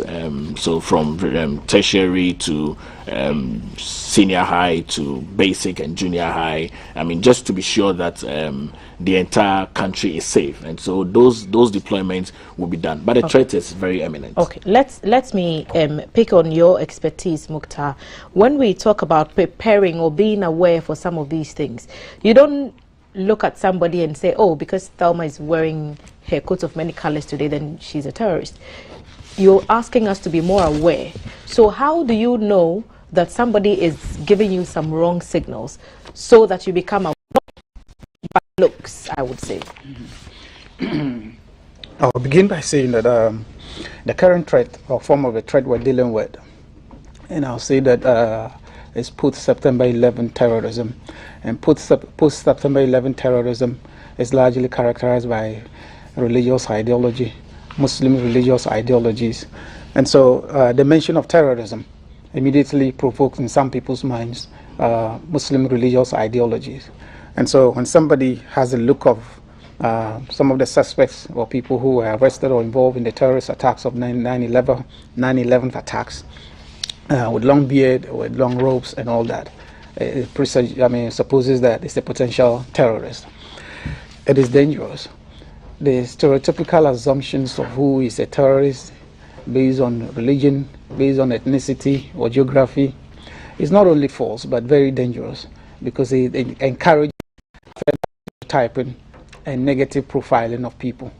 There's no any set of factors or any label that defines terrorism. It depends on the context, it depends on the individual, it depends on the geography and the issues at stake. Some are driven by negative religious ideals, some are driven by a combination of factors, including economic factors, social grievances, governance issues, human rights issues, and a host of other factors. But when we talk about terrorism and the vulnerabilities or profiles of potential attackers, we are looking at people from different levels or different categories. So if you're looking at homegrown terrorists or homegrown extremists, we're talking about people who live within us, seeking and planning or could be attacking us within the local space. And so those people go through a process of radicalization to a point where they consider or view violence as a legitimate way to express themselves. When people are radicalized, they experience uncompromising views. They have uncompromising views, and they express views that are supportive of terrorist violence. And so those things, you begin to see it. They develop isolationist, attitude. They could isolate from mainstream society. They could be very, very selective in terms of their social gatherings or movements or the people they mingle with. Those things are all factors you look at, but it is often within the local community. But if you go beyond that, you're looking at people who are looking to attack either from external sources or from within. There are people who are seeking to they often do what we call a recce. Most terrorist actions are often, followed after a recce is done. A recce, reconnaissance is done when they survey the buildings, the targets of their actions, taking notes in terms of the entry point, the exit points, distances from where they could detonate action or bombs and all that. So if you targets beyond normal curiosity, taking notes or acting as though they're doing surveillance, these are potential targets, potential terrorists or attackers we should be looking out for. People looking at things beyond normal curiosity, these are potential situations we should look out for. We should question these people? So elsewhere, best practices, you call police, you call law enforcement agencies. But it's based on the assumption that the police will respond, and they've been there for 20 minutes. Is that something that you could do? There's a man standing in front of my office. He's been there for 20 minutes, and he keeps making notes in his book. You can call the police to say something like that. Those are the kind of things you want the public to be aware about. So best practice, it is not encouraged to approach people in that situation. You call the police, and it's based on the assumption that the police will respond in minutes to deal with the situation. And so we have to deal with, there are several other factors, when we talk about police response attitude or response time and all that. Those are key to dealing with this threat that we're looking at. There's a very pervasive use of IEDs, improvised explosive devices in attacks. These are homemade bombs that people could make in the comfort of their homes, and extremists are exploiting this. And so when you see a place where a backpack is left unattended to, because they are often concealed in these backpacks and could be detonated from a distance. So if you see a backpack that is left unattended to at airport centers, at malls, shopping centers, religious centers, hotels, and all that, these are vulnerabilities and situations that require law enforcement attention. And so we have to look out for that. I think very soon we should see that contained in some leaflets or some pamphlets or some sort of education around it that is very accessible to the public, just to look at what are the signs that should raise, alarm, that should require police, knowledge and police attention. These are very key to keep all of us very, very conscious of this threat that we're dealing with and also participate in preventing it. Here, we all know, I mean, we have very low consciousness when it comes to security.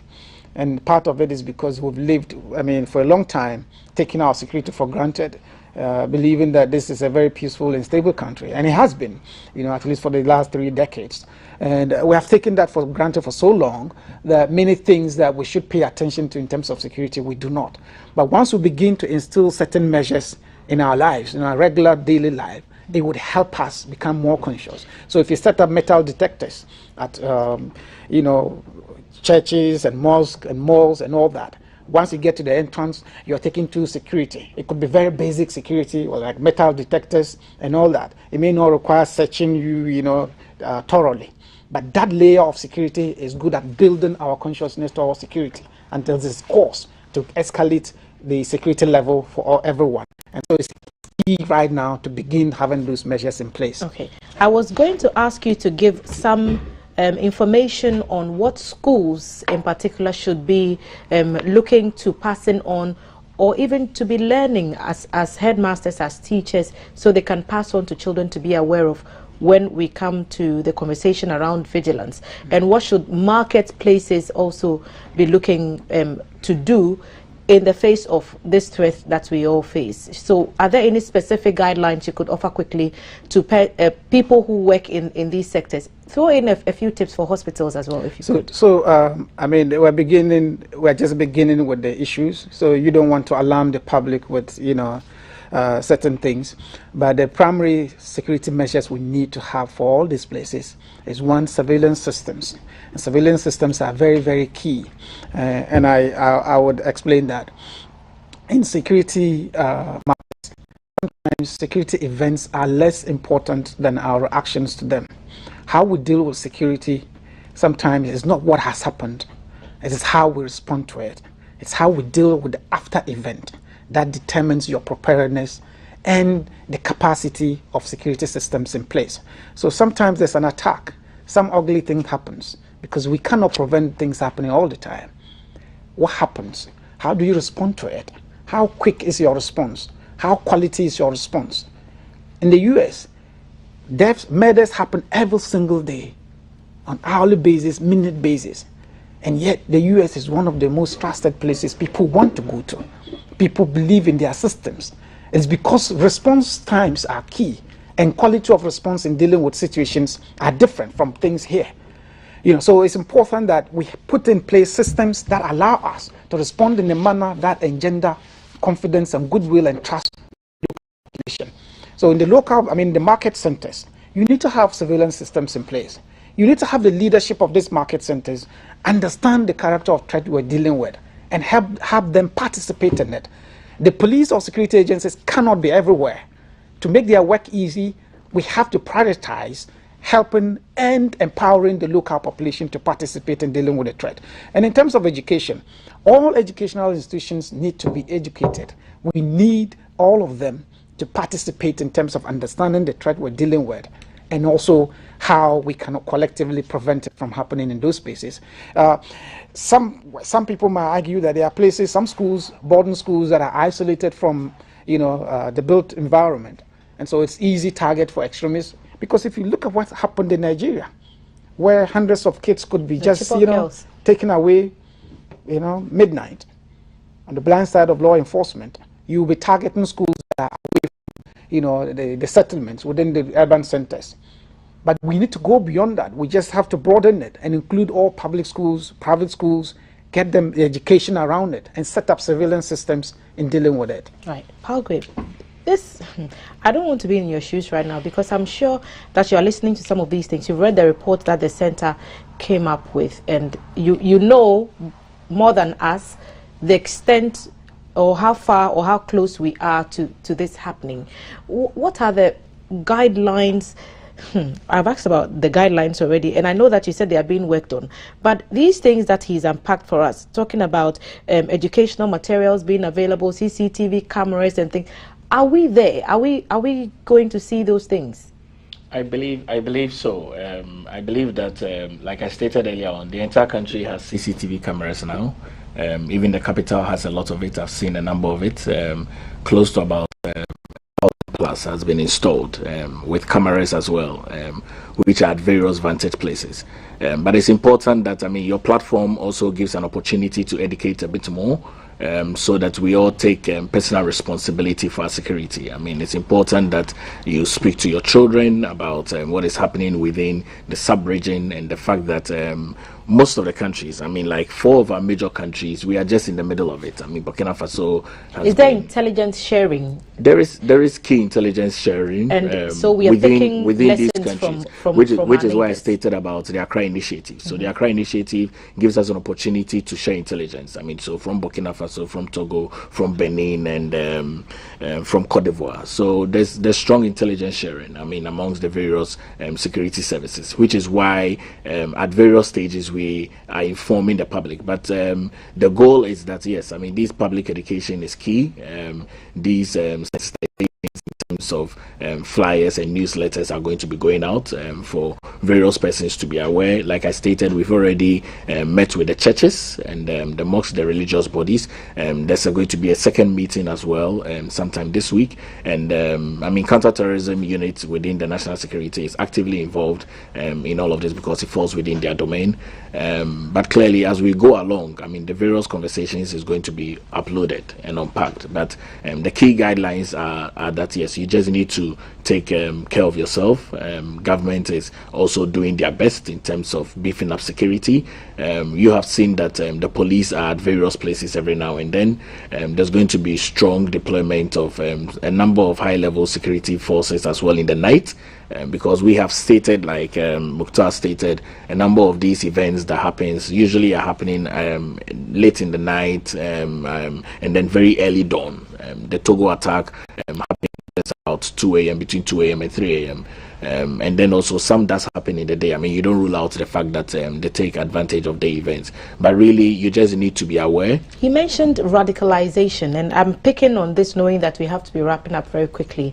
These things don't happen overnight. Is there a way that we are keeping checks on our youth being radicalized at the national level? Because they pick a thought from somewhere, someone feeds an idea, and then there's a platform where that thought is nurtured and grown until it becomes festers, almost like a wound, and then the whole society has to suffer the consequences of it. Am I explaining it correctly when I talk about radicalization? You know, I think that, yes, radicalization and idealization is a very key ingredient, especially in the face of unemployment and clearly, all that. Clearly, and clearly, I get that. I know very well that there are a number of young people that have been involved in conversations.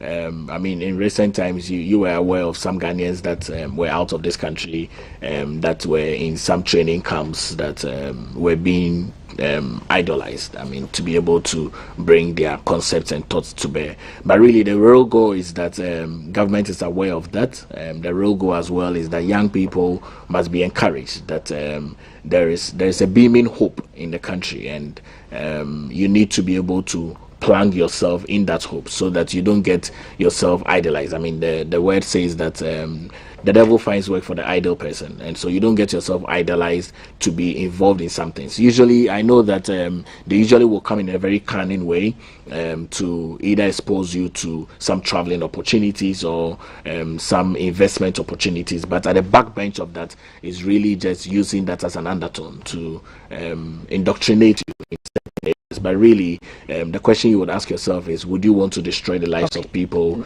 because of some indoctrination that you're receiving? And I'll give the final word to you, Mukhtar. When it comes to even issues of kidnapping, we are being told that it's more rampant with the current use in ride and taxi services and cab services. What really should we take from this conversation as we are moving on for the rest of the day, knowing that this has happened, this is happening, and more likely than not, if we are not careful, we could have dire consequences? What should people really do on an individual level to get through? So before I come to that, just briefly, a couple of things. Okay, quickly. I'm very happy that Pavre mentioned a lot of things, especially the initiative. He talked about the Accra initiative. He talked about the Operation Kondanglu and several other operations that have been done by the state security. I'm very happy that he mentioned mentioned the Accra Initiative many times because it focuses on intelligence sharing among the various countries within the coastal states. What I want to say is that we need to move away from more of combat security measures to focus more on non-combat measures in dealing with the human security aspects of it, dealing with the vulnerability of it. And so because the experience in the Sahel shows that we over-securitize our response to terrorism, and that's why we failed in dealing with the threat within the Sahel. And so we have to learn lessons from it. Countering terrorism or preventing terrorism has to be a very deliberate thing. We have to be very deliberate about it. And so we expect that government would cultivate the support of the civilian population and all of us and doing the things we have suggested and make sure that we all participate in preventing the threat. We need to be very, very aware, conscious of our own security threat, security around us, and prepare ourselves and get systems in place for us. If you find a very difficult situation, uncomfortable, what do you do? Who do you call?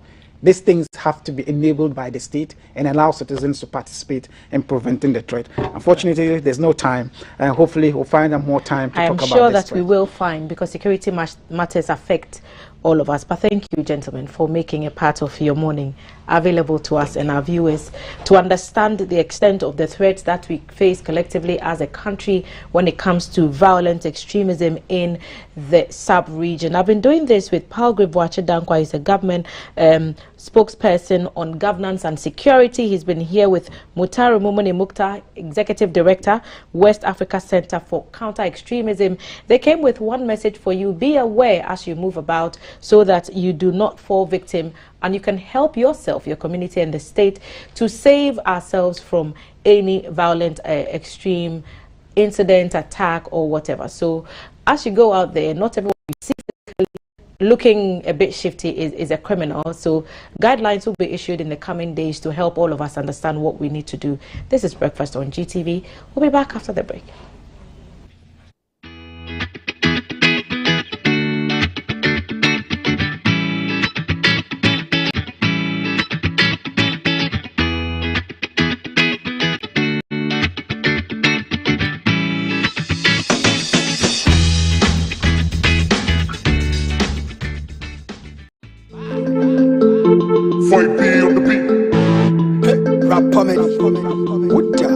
Today, I'm your Bible school teacher, and they can't teach you how to live better, cause the end is near.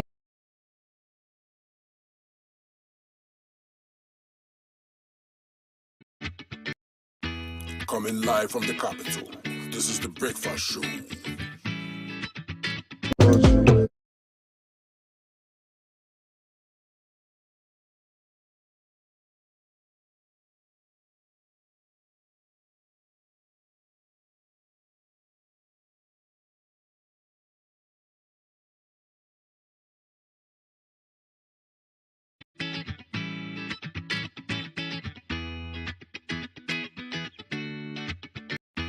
Coming live from the capital,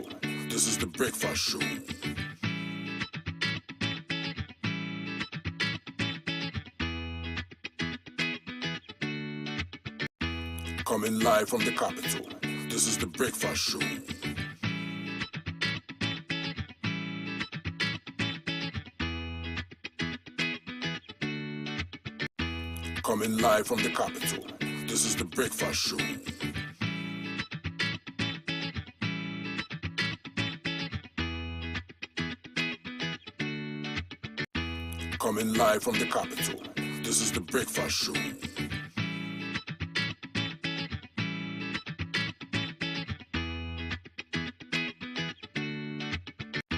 Coming live from the capital, this is the Breakfast Show.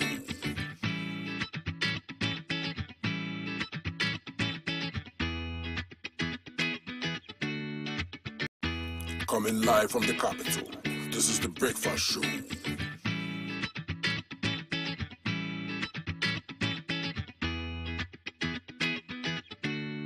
Rap and comedy?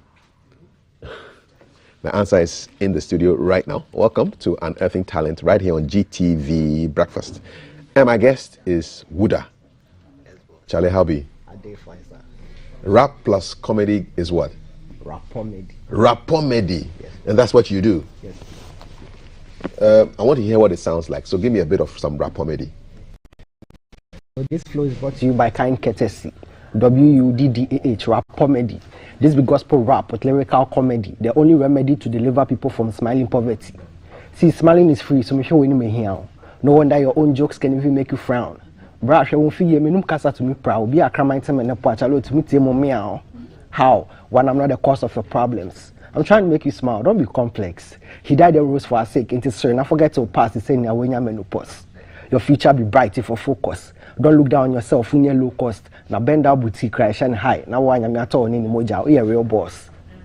Nice one. I love it. Rap comedy. So it's you've packaged the gospel message in a form that is relatable to young people. Exactly.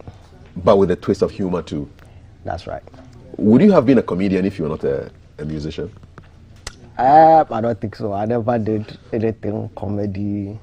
I've had it before things and all that, but comedy as a whole, I don't think so. Mm-hmm. But I found myself smiling when I was listening to the lyrics of your song, your rap comedy. So is it something that you find that you make people smile or you make people laugh at home, at school? Tell me what you're like.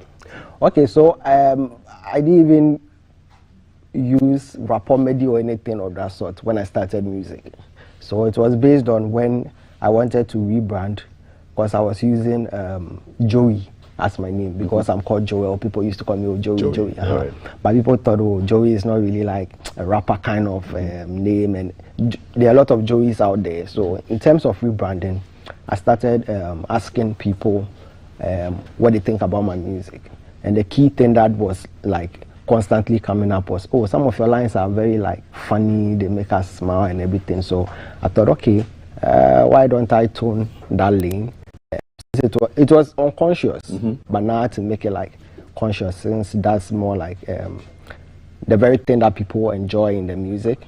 And I mean, there are not a lot of people doing it, so I mean, why not? So that was how come I came about rap comedy. Okay. When did everything start for you, the musical journey? So beginning was just like for fun. Okay. That was around 2015. Okay. So it became more like serious with the calling somewhere around 2017. Who called you? God called me. God called you. How?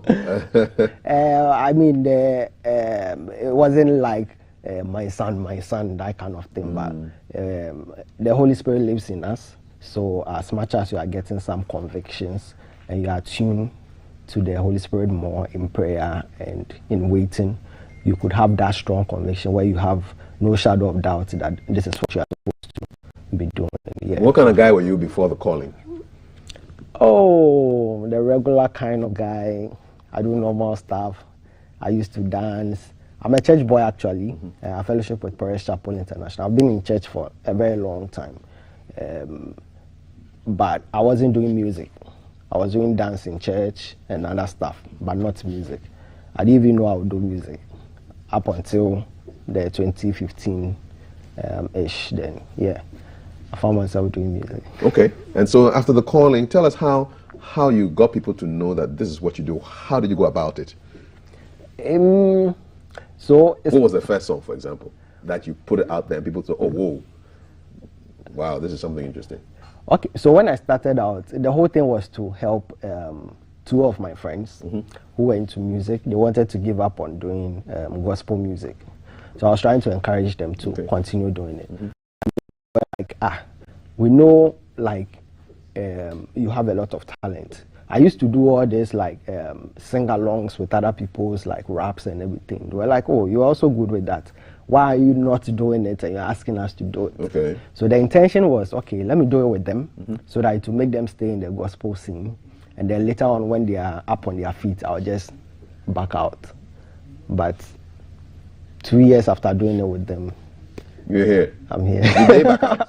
No, they are still in. They're still there. Okay, so you on that level you succeeded. Yes. Yes, and you're there with them now. Yes, please. Okay, and so which song really brought you out? Or which of your rap comedies? Which of the rap comedies?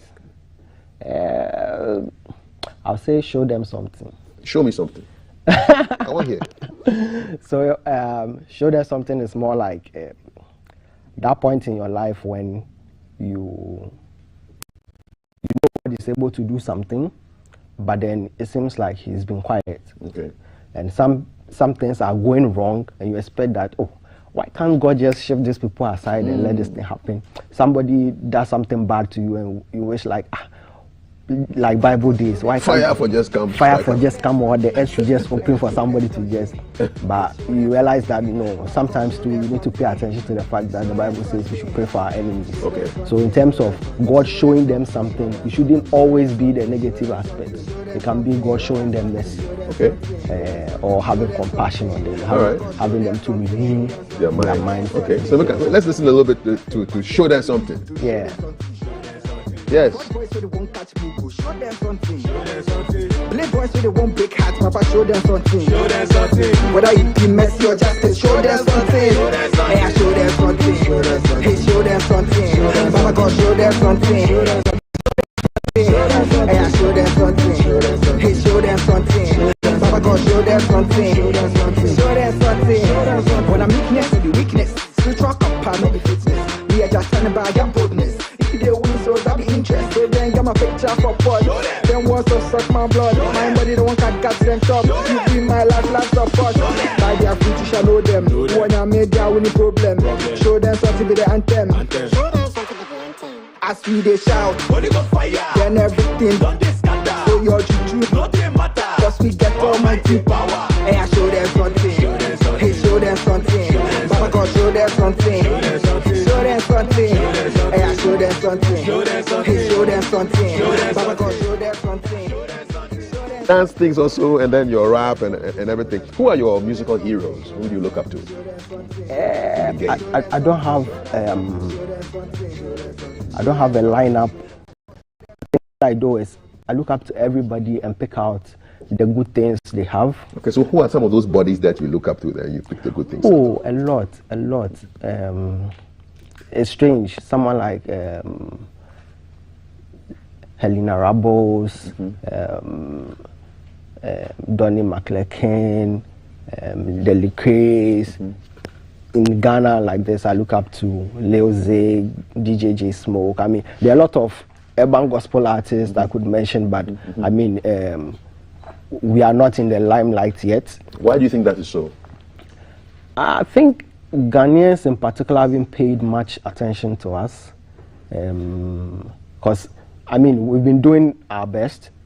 We are being recognized more in our either Christian communities, in our urban gospel communities. Exactly. But I mean, it's the same Christian communities in the churches who listen to our songs, and they are the same people working in the secular aspect. So they are the same people not also helping us reach there. I mean, in the past, a challenge for you? I mean, we are called to reach the world, so some platforms like these could help us reach more people. I mean, we are trying to bring in clean content and everything. So, I mean, looking at our generation and what is happening now and everything, clean content is what we need to give to our people, give to the young ones. So we won't see any women twerking in your videos? Never. Never. I mean, everything is conscious. Clean content. It has to be. I mean, with a Bible school teacher like this, the video they showed before, they showed them something. I was addressing how our ladies dress, but I had to use other formulas to bring it up. Okay. But in the video too, though I was talking about bad dressing, I didn't express a lot in the video, just so that you get the concept. So it's a deliberate and conscious. You have to be deliberate about it and juggle to get your message across. Exactly. Okay. And you have an album out. Yeah. How many tracks on that album? 16. Whoa. And tell us about the production of that. I mean, where did you do this? Okay, so it was actually recorded by a colleague of mine when I was in school, NAFTI. Shout outs to 4EB. Okay. He's a Nigerian who came to NAFTI to do sound. And he realized I had the talent. I also realized that he was very good with the engineering aspect. So you just collaborated? He produced all the songs on the 16-track album. And the album was just to let people know who I am, what I'm capable of doing. So some songs on the album are not strictly rap comedy. Some I went really hard with the rap. Most of them I went really soft. But it's official. Christian. Okay.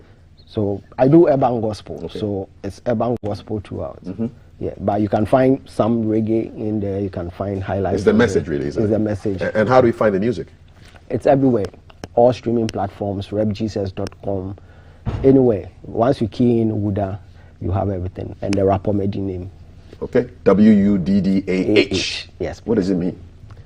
So my dialect almost like a warrior. But that's my surname, though. I know. Yes. What dialect is this? Adan. Oh, okay. Wuda, eh? Yes, please. Oh, it's a warrior. Yeah. Are you a warrior? I am, in Christ. In Christ, what are your weapons? Oh, everything. Mainly the word of God. It's my weapon. I mean, the word of God, not just you knowing the word of God, but the word of God in you. That's what you can fight with. Spit some wild lyrics for me right now before we go. Wild? Yeah. Okay. So carefully. See, Mrs. More than champ punchlines. Yamena do if you give me the beat, I know the waste time. Mrs. More than champ punchline. Yamena do if you give me the beat, I know the waste time. Freestyles ne bro so champ full slime, money low, nani akana montam. Say rap ye crassy, hwana me feet. Rap ye town, hwana me te. Rap ye diani, and one medina, say rap bed, they are rap comedy. Shem rap more future, I economy. Rap more IQ, I don't know defeat. Rap more suicide, I'm killing the beats, and as a rap S-ray, they are rap comedy. See, the devil thinks they get powers like ECG with long towers, still. No, they see top, no access, poor demonic strategy, PDS. Wuda was born the month after May. Countless souls see the win in the day. If they whisper, demons they shake. Now, if they roar, their demons they faint. Jordan know they like noise, forget it, day. Adowa, your boy, out K. Anointing, no me cranny, V. You're tight, make sure you pay. Who is the kind of FLB? Hey, bribe, police they take. Hey, I do win there, it's a shame. Hey, gay. Hey, gospel paper, I'm a gay. Cause it's love to drive me insane. What they know if you talk me, I go say, if you know they follow Christ, then waiting you gain. Hey. So I'm going to be following you big time. I love the lyrics. What's your message for your fan base? I mean, they should keep supporting us. There's something new, something refreshing that we are doing, urban gospel to the world. So tell somebody about urban gospel. When you see our projects, our works, our flyers and all that, share it, let the message go across. And those who are supporting from our churches to our schools, to our friends, our families, they should just keep supporting us, and in due time, we'll take over. Which part of the city are you based in? Are you Thelma? Are you Ashaiman? Where? Let's say Akwiteman, Apenkwa, and La Paz. Akwiteman, Apenkwa, and La Paz. Yes. Thank you so much. Thank you so much. Follow him across all social media. And shouts to all of you watching the show. Big shouts to everybody at Kolibu Polyclinic right now. The doctors, the patients, the family, the orderlies, the visitors, everybody. Those who are selling granuts and banana. Keep watching GTV Breakfast. We'll be here tomorrow, Throwback Thursday, God willing. My name is Kafui, signing off with Wuda. One love. Thank you. Thank you so God bless. much. We'll see you again. When you see you again, God willing, tomorrow. Bye for now. Enjoy the day. Watch other things they say. Life and death, they line, the power of the tongue, keep prophesying always. If I watch other things they do, if I watch other things they say. Life and death.